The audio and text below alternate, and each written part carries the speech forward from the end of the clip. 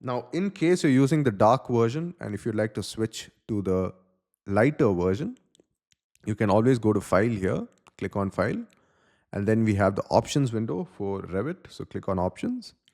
And then you can go to Colors and you can switch the UI from, say, light to dark.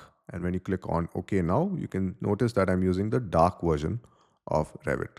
So that's how simple it is to change your UI. In this course, we're going to be using the lighter version. So I'm going to switch to light here and I'm going to click on OK. We'll talk about these options here later as well. It's not as important for now. The only important setting was here, which was under colors, the UI active theme. Perfect. So that's an introduction into Revit.